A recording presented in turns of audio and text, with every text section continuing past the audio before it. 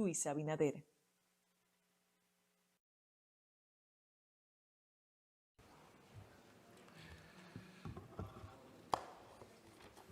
Buenas tardes.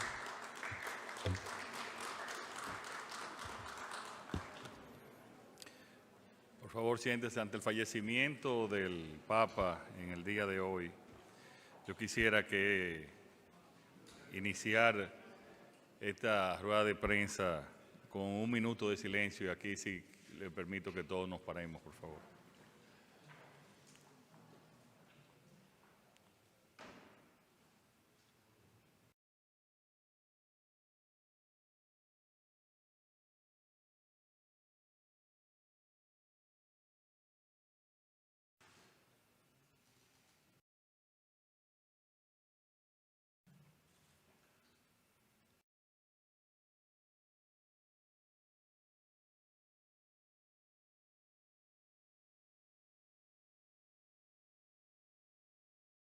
Muchas gracias. Como ustedes recordarán, hace menos de un año que fuimos Raquel, mis 3 hijas, y nos acompañaron varios amigos también, algunos de la prensa, a visitar el Papa, y tengo los mejores recuerdos de su santidad, una persona sumamente agradable. Conversamos por casi 40 minutos, conversamos sobre temas internacionales, sobre personalidades y líderes actuales, y fue muy, muy agradable. Yo recuerdo que cuando después entraron mis 3 hijas, dijo, ahí vienen las 3 Marías, con mucha... era una persona de un gran sentido del humor. Incluso nos acompañó José Monegro y su esposa, Ángela, y yo le dije, mira, a este comunicador le dice Monseñor allá, y de ahí en adelante le decía Monseñor, Monseñor. La verdad que el Papa Francisco dejó huellas en todo el mundo de paz, de amor, que realmente esa es la finalidad y el objetivo de nuestra religión. Vamos, en el día de hoy, tenemos como tema las 15 medidas que hace unos 15 días nosotros enunciamos para ir ejecutando, y le vamos a pasar revisión a cómo van esas medidas en relación con el tema de la migración haitiana. La primera de esas medidas, que fue la reorganización de las brigadas fronterizas en 6 zonas y atendiendo a las 3 brigadas, que hay 3 brigadas en el Ejército, la 3ª brigada en San Juan de la Maguana, la 4ª brigada en Mao y la 5ª en Barahona. Y la forma en que lo estamos estableciendo, y yo quiero que el general Onofre pueda explicar, es estableciendo un oficial mayor por en cada una de esas brigadas, 2 oficiales mayores en cada una de esas brigadas, que será dividida en 2 áreas operativas, lo que permitirá una mayor supervisión y control territorial. Esta reorganización se suma a las operaciones de seguridad ya existentes en cada área de responsabilidad, fortaleciendo el control fronterizo. General, y también le informo que el día viernes yo voy a hacer un recorrido por la frontera dándole seguimiento a esa disposición.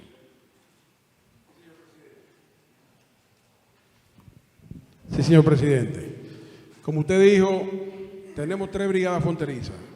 La 4ª brigada en Mao, la 3ª brigada en San Juan de la Maguana, la 5ª brigada en Barahona. Estas, a su vez, tienen el 10º batallón en la provincia de Dajabón, responsable de la seguridad desde Montecristi hasta Guayajayuco. La 3ª brigada, San Juan de la Maguana, con responsabilidad desde Guayajayuco hasta la pirámide 204, y la 5ª brigada desde la pirámide 204 hasta Pedernales. A partir de este momento, señor presidente, esas brigadas se van a subdividir en 2 áreas para mayor supervisión. Eso en adición a la parte operativa y supervisión existente en este momento. Actualmente tenemos en la frontera unos 174 puestos de destacamento, compañías y batallones fijos permanentemente, adicional a los más de 100 puestos de chequeo y controles para transitar a través de la frontera. Estos supervisores, cada brigada se va a dividir en 2 áreas para mayor supervisión. Esto quiere decir que esos supervisores, que van a ser coroneles, van a supervisar a los inspectores y a las compañías y destacamentos ya existentes en la línea fronteriza, en cada área de responsabilidad de cada brigada. Y como dijo el señor presidente, en el día de mañana vamos a graduar 860 nuevos soldados en el ejército en San Isidro, los cuales serán desplegados el próximo jueves para fortalecer los 3 batallones fronterizos, el 10º, el 11, el 14 y el 16 batallón de infantería. Y de la misma manera, la semana próxima se van a desplegar 640 nuevos hombres para completar los 1.500 soldados que van a fortalecer toda la línea fronteriza.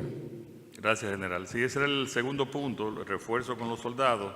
Mañana vamos a asistir a la graduación de 860 nuevos soldados, más lo que el general informa que se van a incorporar la próxima semana para llegar a 9.500 hombres para que vigilan la frontera. Es bueno señalar que eso lo vamos también a poner en lugares especiales, especialmente montañosos, para cortar o tratar de bloquear todos los accesos al país. El tercer punto es la ampliación del muro, que ya está en proceso de licitación, ¿verdad, general? La ampliación de los 13 kilómetros, y estamos buscando vías tanto técnicas como de financiamiento para el resto. Sí, señor, ya el proceso de la licitación ya se subió para los próximos 13 kilómetros, los cuales van desde la comunidad de La Sal en Dajabón hasta Capotillo. Con esto usted va a cumplir, el gobierno va a cumplir con el grito de los ganaderos de esa zona para completarle todo lo que es el área de Don Miguel adentro, Don Miguel afuera, que es donde más problemas teníamos anteriormente. Muy bien. El cuarto punto son las reformas legales, que es el cumplimiento inmediato de la medida presidencial, que es para enfrentar la migración ilegal y proteger nuestra soberanía. Ya le entregamos formal al Congreso ese proyecto de ley, donde lo mencionamos y el consultor también lo explicó, donde está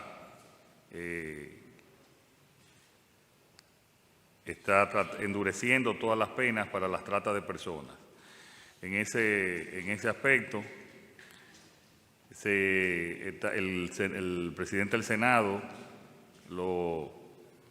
dijo que va a ser conocida con carácter de urgencia, y la modificación de artículos claves, como son el artículo 2, 5, 6, 7 de la ley actual, fortaleciendo la capacidad del Estado para perseguir y sancionar estos delitos.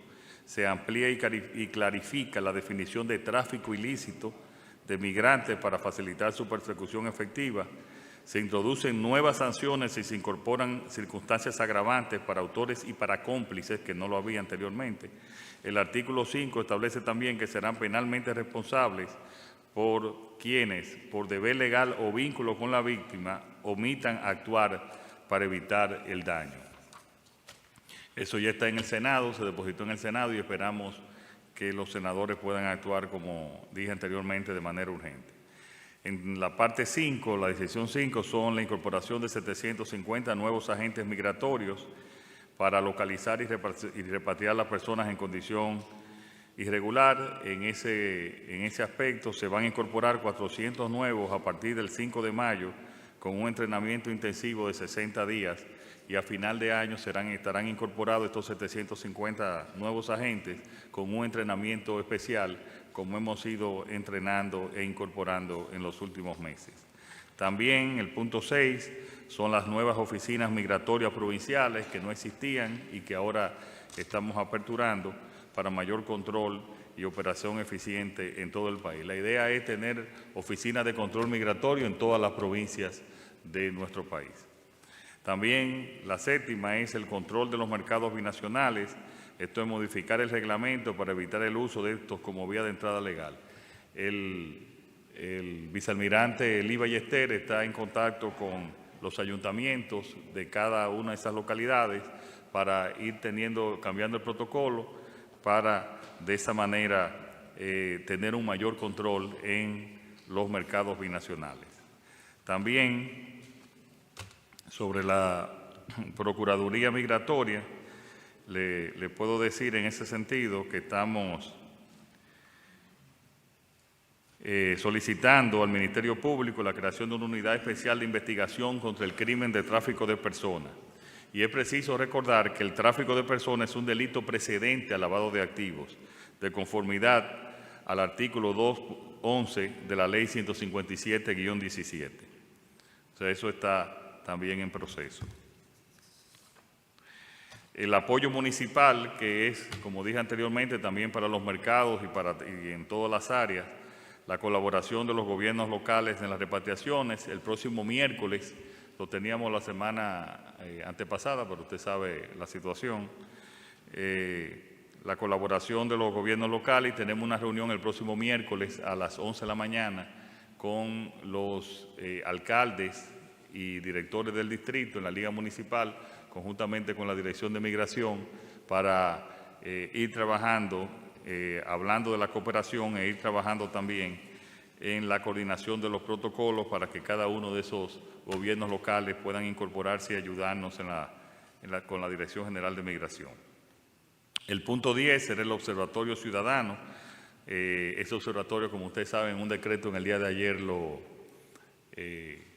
ya lo aprobamos y lo emitimos, para que tiene un comité ejecutivo presidido por el periodista Miguel Franjul, y tiene una comisión ejecutiva para que pueda integrar todos los sectores que deseen, tanto en la parte de nuevas ideas, nuevas disposiciones, como también en la supervisión de las ejecutorias migratorias del país.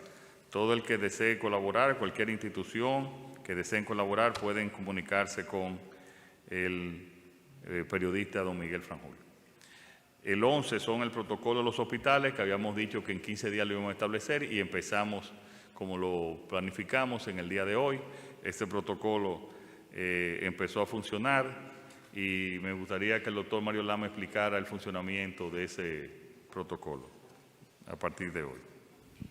Buenas tardes, señor presidente. Buenas tardes a todos. En el día de hoy, 6 de la mañana, inició este protocolo que ha sido socializado con todas las direcciones regionales y a su vez con todos los directores de hospitales, los encargados de atención al usuario de cada hospital, encargados de seguridad y encargados de facturación. Se han priorizado 33 hospitales que corresponden a los hospitales que prestan servicio entre un 70 y un 80% de todos los migrantes. Esta medida no es exclusiva para esos 33 hospitales, es universal para toda la red pública de hospitales. La diferencia es que estos 33 hospitales cuentan con permanencia de agentes migratorios que estarán en íntima colaboración con los encargados de seguridad de cada hospital. Las prestaciones esenciales están garantizadas a todo ciudadano o ser humano que acuda a una emergencia. Cuando hablamos de prestaciones esenciales, son aquellas que son necesarias para garantizar la vida del paciente. Se prestan los servicios independientemente de su condición. Un agente de seguridad se pone en contacto con los agentes migratorios y ahí inicia el protocolo de pacientes extranjeros. Si el paciente amerita un ingreso, se ingresa al paciente, se le garantizan los servicios esenciales y una vez en condiciones de egreso o que su condición de salud le permita ser egresado, entra en operatividad el agente migratorio para cumplir el protocolo. Esto además viene acompañado con el cobro de los medicamentos y los insumos a estos pacientes.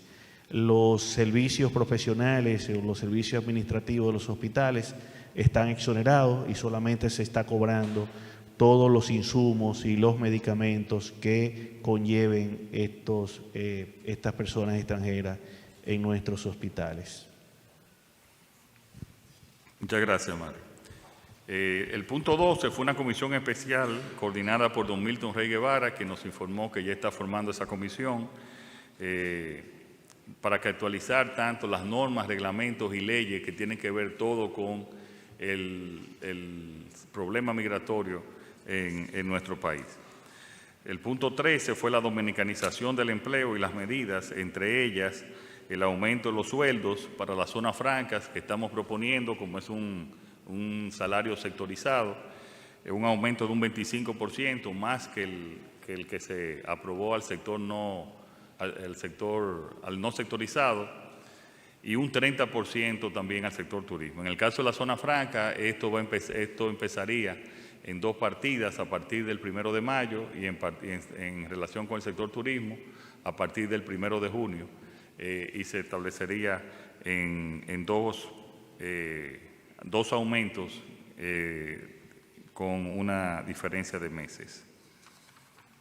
También estamos trabajando con ACOPROV y la Cámara de Comercio y la Cámara de Construcción, para establecer un protocolo de mayor mecanización e industrialización del sector de la construcción, al igual que también mayor mecanización en el sector agrícola, que ya estamos trabajando. Como le habíamos informado, aquí está el gerente del BANDE, el Banco Nacional de Desarrollo y Exportaciones, que ya hemos financiado unos 2.800 millones, un poco más de lo que dice aquí, unos 2.800 millones, y seguiremos trabajando para que ese sea el camino que ha dado resultados también en varios. Ese es el punto 15, pero lo adelantamos también como la parte del sector empleo. El punto 14 es el Supérate, que los beneficiarios de Supérate que trabajen en el sector agrícola y en el sector construcción van a poder seguir trabajando y recibiendo el subsidio que reciben de Supérate, de manera para incentivar la dominicanización también del trabajo en esas áreas, específicamente construcción y en agricultura. Y finalmente, ya hablamos, es el Fondo de Mecanización que lo estamos, y que es parte también de lo que las acciones que estamos haciendo para dominicanizar el trabajo, especialmente en esos 12 grandes sectores que son construcción y agricultura. Estas medidas, muchas de ellas pueden verse que son drásticas y lo son, pero las medidas responden a una situación muy especial que ustedes conocen que está pasando Haití y que nosotros como país necesitamos tomarla para la protección necesaria a nuestra ciudadanía. Les agradezco y vamos a pasar, Jorgito, a las preguntas.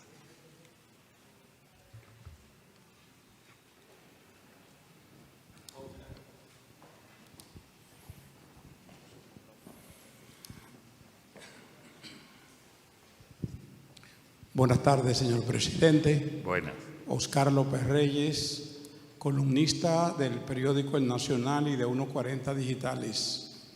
Señor presidente, reconocemos los extraordinarios esfuerzos que usted ha hecho contra los delitos judiciales y por la transparencia y contra la corrupción.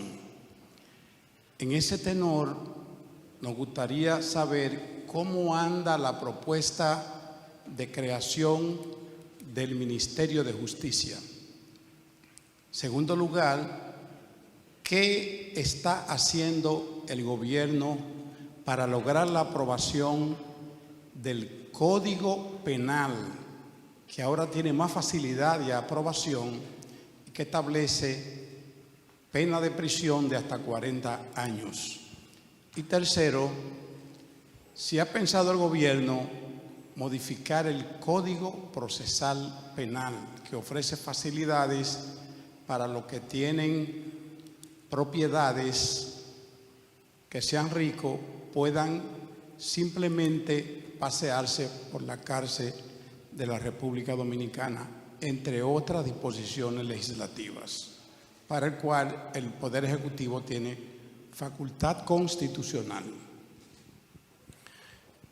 Bien, ya el Ministerio de Justicia ustedes saben que tenemos una reorganización de todo el gobierno y en tema también de sus ministerios. Entre ellos están que ya se presentó la fusión del Ministerio de Hacienda con el MEPID, también viene ahí la fusión del Ministerio del MESID con el MINER. Entonces también ahí vamos a aprovechar también para, ya que pasó también la modificación constitucional en relación con la independencia de la Procuraduría, para en una de esas momentos también que poder tener el Ministerio de Justicia de manera independiente. El Código es un tema que despierta también muchas pasiones por diferentes motivos y nosotros le estamos dando el seguimiento. Y también, sí, en cuanto tanto al Código Penal como al Código Procesal Penal,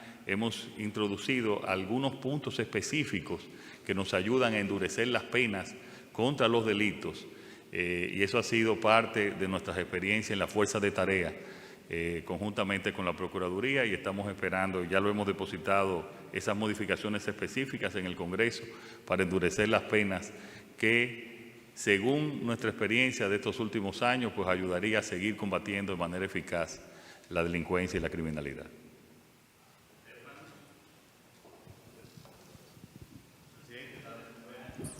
Ay, muchas felicidades.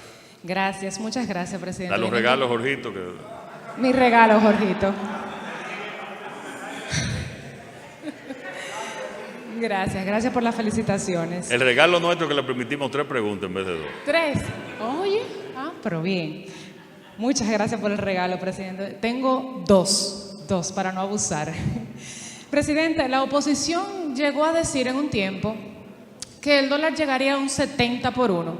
Sin embargo, hemos visto que el dólar se ha visto hasta en un 59 por 1. ¿Qué opina usted al respecto? Y también para ver si Onofre o el director del Servicio Nacional de Salud nos dice cuántas personas hasta el momento en los hospitales han sido deportadas, se encuentran algunas internas, o si hay algunas ya que han sido deportadas y tienen un total por el día de hoy, como la medida inició, y para saber más o menos cuantificada esa parte. Gracias, presidente. Bueno, vamos a empezar por la última pregunta. Debe ser el vicealmirante Lee Ballester que responde esa pregunta como director de Migración.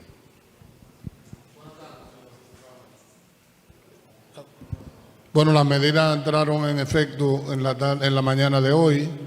Esta mañana, bueno, hasta el momento no se ha producido ninguna repatriación, pues simplemente la medida está ahora mismo en proceso de ejecución en la primera tanda laboral.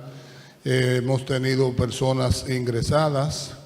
Esta mañana tuvimos un caso con una parturienta que luego que iba a ser llevada, había sido ya notificado por el Servicio Nacional de Salud.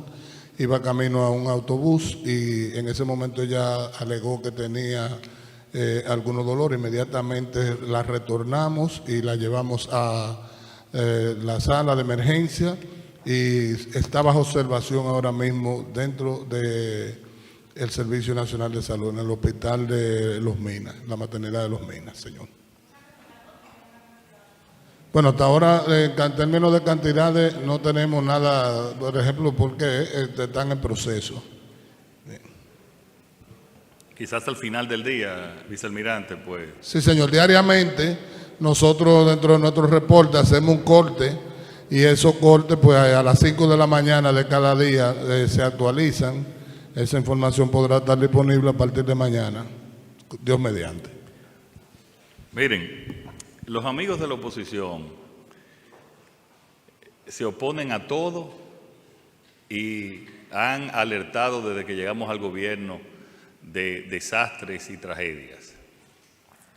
Empezamos, recuerda que se opusieron a la segunda vacuna, se opusieron a que decían que no íbamos a desarrollar el turismo, que eso nos atacaba porque íbamos a reinaugurar hoteles.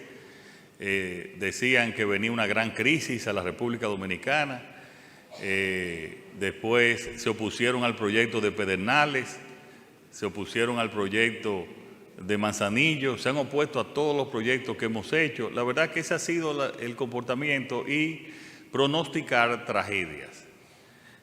No le ha ido tan bien con esos, ni políticamente, ni tampoco en términos de resultados. Hoy el dólar terminó, según los informes que tenemos, a 59.38. Nosotros lo dijimos desde el primer momento, lo dije aquí, lo repetí aquí. Todos los datos económicos del país son positivos, a pesar de la situación y los problemas internacionales. Seguimos creciendo en la zona, las exportaciones ahora están siendo récord, vieron los datos que dio las exportaciones. El turismo también sigue creciendo, las inversiones siguen creciendo y en los próximos meses vamos a anunciar inversiones muy contundentes también en el país. Tenemos reservas que logran y que pueden tener, accionar para cualquier situación. Todos los temas económicos del país, y yo lo decía, van en la vía correcta. Por más pesimismo que se quiera introducir, ese pesimismo puede ser coyuntural. Por lo tanto, las bases económicas del país están bien. Obviamente hay una situación internacional que quizás afecte el crecimiento, pero vamos a seguir siendo el líder de crecimiento en toda América Latina y vamos a seguir con los números económicos positivos. Por lo tanto, a los amigos de la oposición que se dejen de ser de profetas de desastres y de tragedias y que nos acompañen en darnos recomendaciones sinceras, prudentes, que ayuden, no al gobierno, sino que ayude al país.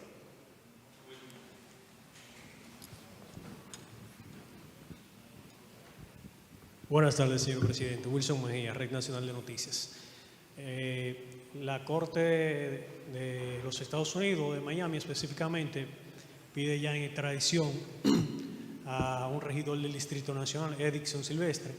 Una vez más se empaña y se golpea la imagen del PRM. Queremos saber su apreciación acerca de este tema y en ese mismo orden vemos que el presidente de la DNCD está aquí, que nos detalle un poco de este caso, ya que hay dos personas más involucradas y hay pocos detalles de estas dos personas, nada más se menciona al regidor. Sería que está tomando acciones tarde el PRM, que emitió un comunicado, pero hemos visto en los casos anteriores que reaccionan cada vez que ya los Estados Unidos piden extradición a estas personas. Ya ahí está el comunicado del PRM. Lo que pasa es que ahora las cosas no se esconden.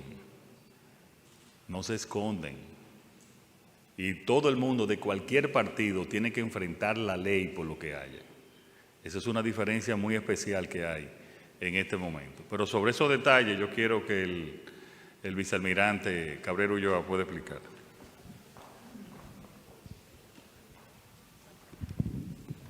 Sí, lo primero que debo aclarar es que no hay un pedido de extradición.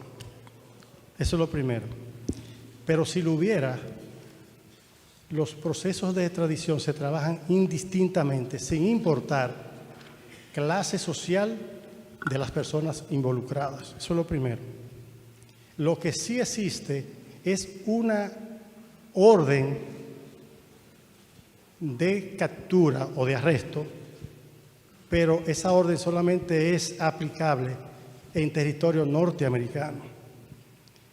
Entonces, cuando el Departamento de Justicia de los Estados Unidos aprueba una orden de arresto, tiene la libertad de hacerla pública o no. En este caso, la hizo pública. Por eso, todo el que entre al Departamento de Justicia de los Estados Unidos va a haber las 3 acusaciones a las que usted hace referencia.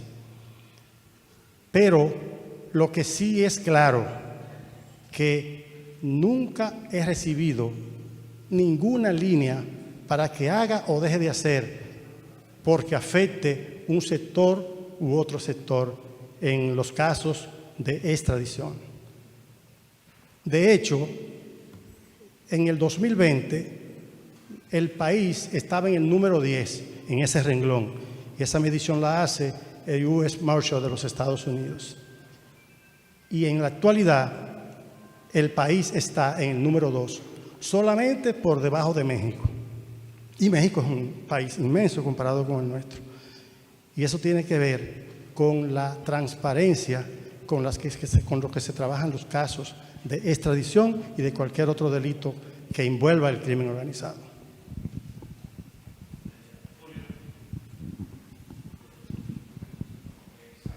Presidente Julio Alberto Martínez del Rumbo de la Mañana. Presidente, el New York Times recientemente publicó un artículo que se titula ¿De dónde vienen las armas que reciben las bandas haitianas? Y ellos plantean que la mayoría de esas armas provienen de los Estados Unidos. ¿Ha encaminado el gobierno dominicano alguna gestión de manera concreta con las autoridades norteamericanas para impedir que continúen fluyendo esas armas hacia las bandas haitianas? Mira, en una reunión que sostuvimos, me parece que fue en el 2023, con la en ese entonces vicepresidenta Kamala Harris, eso fue en Bahamas, una de las discusiones era una comisión especial, ellos estaban conscientes de ese tema, que investigara las exportaciones de armas, especialmente desde la Florida. Hay una comisión que le ha dado seguimiento, tendríamos que investigar, tú sabes, con el nuevo gobierno, quizás todavía no se ha relanzado ese tema, pero yo pienso que el gobierno norteamericano está consciente de eso y consciente de que tiene que también que tomar medidas en ese sentido. Pero eso se mencionó en la reunión que tuvimos, que fue el CARICOM y República Dominicana en Bahamas con la vicepresidenta Kamala Harris en ese momento. Fue uno de los temas de agenda a tratar. Buenas tardes, señor presidente, y a todos. Wilkin de la Cruz de Noticias SN. Mi pregunta es la siguiente. En estos momentos, 2 funcionarios del gobierno, el ministro de Hacienda y el de Industria y Comercio, estarían llegando o ya están en Washington para posiblemente negociar con los Estados Unidos por el tema del 10%. La pregunta consiste, ¿cuál es la oferta o la contraoferta que llevaría a República Dominicana para pedirle a Estados Unidos esta renegociación? Muchas gracias. Sí, además de esos 2 ministros que tú mencionas, también va a participar el canciller. Sí, correcto. Correcto, pero que ya está en Estados Unidos porque tenía una reunión hoy. O sea que van a ser 3 ministros. Nosotros no hay razón para imponer un 10% en la República Dominicana. Si son por las razones que dice el gobierno norteamericano de reciprocidad, ellos no hay ninguna razón para que se mantenga ese 10%, aún siendo el arancel más bajo que han establecido. Que no, muchos dicen, bueno, está en una situación favorable, pero aún así nosotros entendemos, y eso es lo que se va a ver, la forma en que se tiene que negociar, la forma y una primera reunión en ese sentido. Nosotros desde que informaron sobre ese arancel, pues empezamos a tratar de que esa reunión se estableciera y se estableció para mañana. Mañana es la reunión y vamos a esperar los resultados. Pero repito, si es por las razones del gobierno, que el gobierno norteamericano dice que debe haber reciprocidad, no debiera existir ese 10%. Bueno, hay muchos, realmente nosotros somos un gran aliado de Estados Unidos en todos los aspectos. Ellos tienen su estrategia de negociación que establecimos aquí. Nosotros nos reunimos ayer para eso y establecimos una estrategia de negociación que se pondrá en práctica en esa reunión.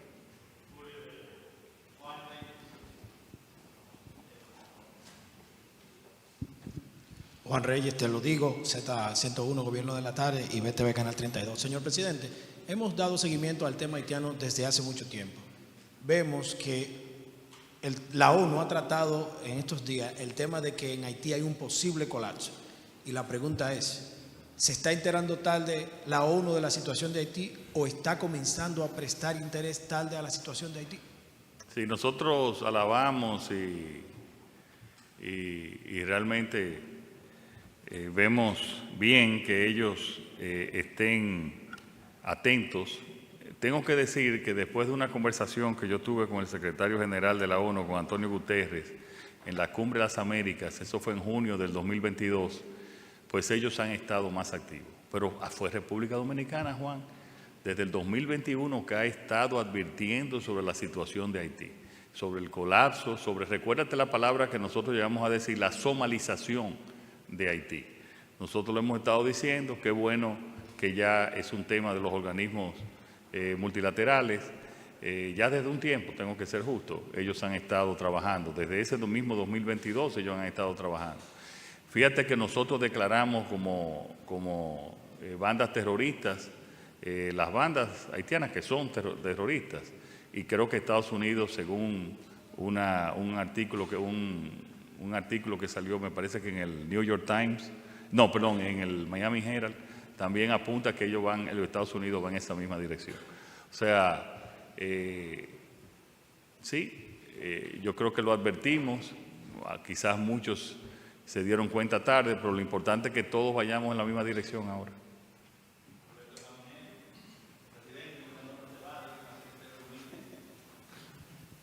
Está al lado de Luisín. Buenas tardes, presidente. Muchísimas gracias por la invitación. Buenas tardes, colegas. Soy Alberto Caminero, del grupo de medios Telemicro. Cuando usted anunció la medida o las medidas migratorias, recuerdo un discurso un domingo a las 6 de la tarde, planteó que este es un asunto de nación. Pidió a los sectores sociales, a los partidos, ya hay unos partidos que han hecho algún acuerdo anteriormente con el gobierno para tratar el tema migratorio. Sin embargo, los dos principales, y a usted no le gusta hablar sobre política, esto no es política, sino es un problema migratorio y de nación. Pero hay dos partidos que no han dicho presente en torno al llamado que usted ha hecho. Me gustaría que usted nos dé algún tipo de información, si se ha llamado, si hay algún tipo de colaboración. Muchas gracias. Sí, gracias, Alberto. Mira, la semana pasada los partidos políticos, pero también intelectuales, universidades que forman parte del Pacto Nacional en relación con Haití, nos reunimos. No lo hicimos público por la situación, pero nos reunimos a darle seguimiento y detalles sobre estas mismas 15 medidas. Y como tú dices, participaron una gran cantidad de partidos, incluso algunos aliados a los partidos de oposición. Yo le vuelvo a hacer un llamado a la Fuerza del Pueblo y al PLD de que participen con nosotros en ese pacto, que participen, que ellos pueden ser de mucha ayuda y sus recomendaciones también pueden ser de mucha ayuda. Como tú dices, esto es una situación de nación en un escenario, en un momento en que nunca antes la situación de Haití había estado tan grave como lo está ahora. Y obviamente afectando en mayor medida a la República Dominicana. Por lo tanto, reitero, le hago de nuevo un llamado, tanto al PLD como a la Fuerza del Pueblo, para que se integren con nosotros con sus recomendaciones sobre este tema, que es un tema de todos los dominicanos y dominicanas.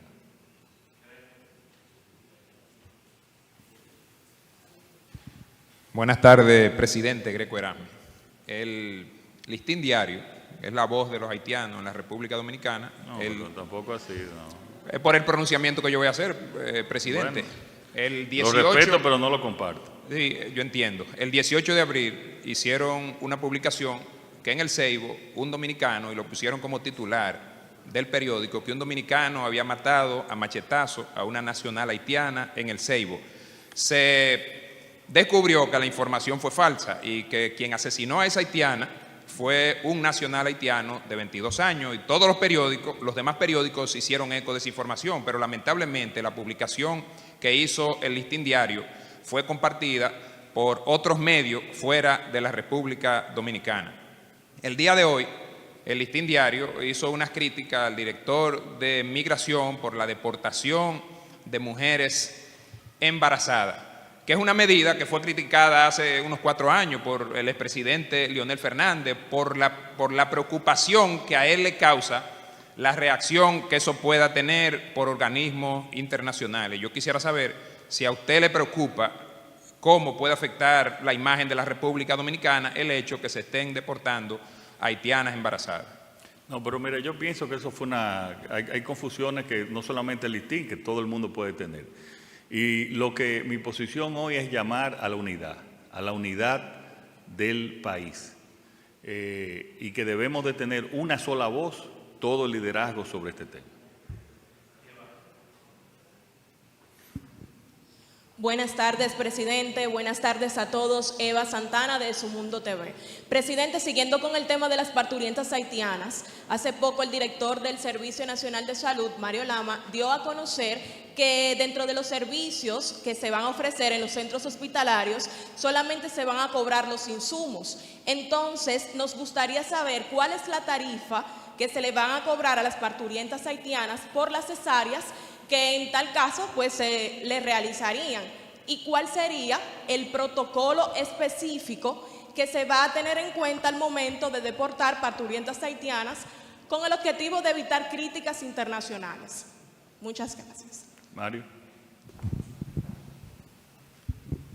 Es importante que aclaremos que la parte de los honorarios asistenciales y administrativos están exonerados, porque esto abre la puerta a una serie de problemas que en este momento no son pertinentes.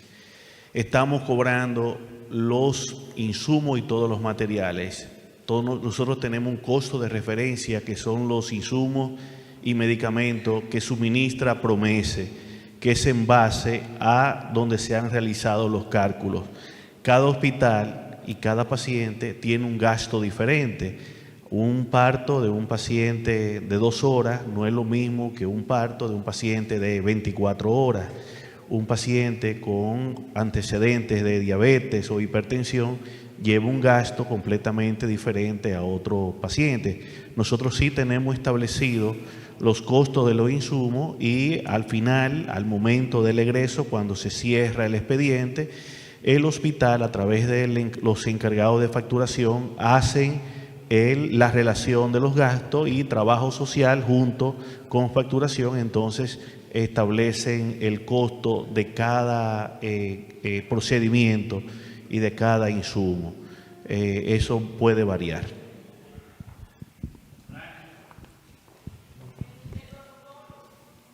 El protocolo, perdón, ¿puedo hacer la otra pregunta? Digo, esa pregunta del protocolo exactamente, para que te pueda responder exactamente.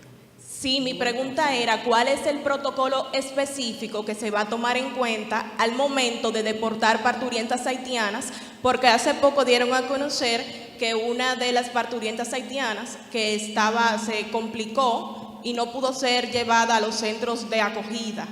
Entonces, ¿qué van a tomar en cuenta? ¿Cuál va a ser el protocolo general para deportar a las parturientas en caso de que se deporten? Bueno, señor, aquí tenemos un gran reto. Estamos comenzando. Inicialmente haremos operativos de recolección, pasar por el proceso de biometría y verificar cuál sería el punto fronterizo más práctico para el retorno de esa parturienta a su territorio. Ahora bien, esto es un proceso que vamos a ir llevando, vamos a ir perfeccionando en la medida que se va evolucionando con el tiempo. Y esa es hasta ahora lo que nosotros hemos determinado y hemos acordado. Pero el protocolo está escrito, hay un protocolo escrito, ¿verdad? Sí, señor. Sí, señor presidente. Hay un protocolo que establece todo el flujograma en cada caso. Sí. está completamente practicado con los directores de hospitales, y es importante señalar que entra en la participación de los encargados migratorios cuando ya el paciente está en condición estable, cuando ya hay un egreso. Todo paciente que llega con un caso inminente, con un caso que amerite la prestación de servicio dentro de la emergencia o dentro del recinto hospitalario, está garantizado hasta el egreso, hasta que su condición de salud les retorna, y es cuando el encargado de seguridad del hospital se pone en contacto con el encargado migratorio para iniciar el protocolo. Sí. Buenas tardes, señor presidente. Franklin Guerrero, DN Digital. En las últimas semanas ha sido muy notorio que en las notas informativas que suministra Migración y el Ejército de la República Dominicana como parte de las estrategias de apresamiento de los indocumentados y los que negocian su llegada a la República Dominicana, la reincidencia de personas que escapan a la persecución de las autoridades en la frontera y la repetición de los nombres que de nuevo vuelven y reinciden sin que la reincidencia para el Ministerio Público sea importante. Y por otra parte, la cantidad de vehículos que observamos en la fotografía que anexan a las notas informativas, de vehículos de alto precio, de 4 y 5 millones de pesos, utilizados para dar viajes a la frontera, a la parte limítrofe, y traer 20, 25, 30 o 40. La sugerencia pudiese ser que esos vehículos que son apresados en flagrancia con documentos del Ministerio Público que declara y testifica que ha sido así, que esos vehículos sean subastados regularmente cada 2 meses o cada 3 meses, para ver si es verdad que son retenidos para la definitiva, o si no, si se está produciendo alguna situación en la que esos vehículos vuelven y reinciden en seguir trayendo gente, o nuevos vehículos de alto precio de 4 y 5 millones de pesos que vemos en la fotografía de igual manera, Toyota Runner, principalmente Honda Accord, todos los carros caros están en la frontera transportando gente de la frontera para la capital o a la provincia cercana. Vicealmirante, sobre el tema de los vehículos incautados. Nosotros ahora mismo hay 2 mecanismos. Cuando hay un sometimiento a la acción de la justicia, se presenta como cuerpo del delito. Cuando no hay un sometimiento porque la persona responsable del vehículo ha emprendido la huida, no ha sido capturada, entonces esos vehículos se retienen en la Dirección General de Migración, ya sea en uno de los centros de acogida que tenemos. En base a eso, cuando las personas se presentan, se coloca una multa, y esa multa es pagada. Pero ¿qué ha sucedido? Nosotros estamos llevando a cabo investigaciones porque a raíz de todo este complejo problema han surgido una serie de empresas Rencar que son las que se dedican a alquilar una gran parte de los vehículos que son utilizados para estos fines. Nosotros, en coordinación con el J2 del Ministerio de Defensa y la Dirección de Inteligencia y Migración, tenemos una investigación en curso y hemos identificado Rencar en algunos lugares de 2 vehículos, y eso ha estado en manos de algunos investigadores. Eso también lo hemos conversado con la magistrada Jenny Berenice Reynoso y con la magistrada Bejarán también, que es la de trata y tráfico de personas, y doy la información, salvo que era una información clasificada, para que la gente entienda el nivel de esfuerzo que se está haciendo aquí para contrarrestar ese ilícito de la migración irregular. Y es una línea que hemos nosotros asumido bajo la directriz de nuestro presidente, y no vamos a descansar hasta que no logremos realmente convicciones que duelan y que sienten un ejemplo a todos esos malhechores que se dedican a ese tipo de actividades. Pero quiero añadir, Franklin, que en las leyes que depositamos hace 2 semanas, están esos ilícitos que no se contempla ahora, y yo lo mencioné en la parte de cómplice, de complicidad. O sea, eso está en el proyecto de ley que llevamos al Congreso. O sea, si aprobamos ese proyecto de ley, vamos a poder, esos cómplices que se pueden ir y que supuestamente no saben nada, pudiésemos apresarlo y tener una justicia más eficiente. Señores, muchas gracias. El presidente Luis Abinader da por terminada la semanal con la prensa para continuar con otros compromisos de su agenda del día. Estamos agradecidos de que nos hayan acompañado, como ya es costumbre, cada lunes. Les invitamos a escanear el código QR que aparece en pantalla para darle seguimiento a nuestro canal de WhatsApp de la semanal con la prensa. Feliz resto de la tarde.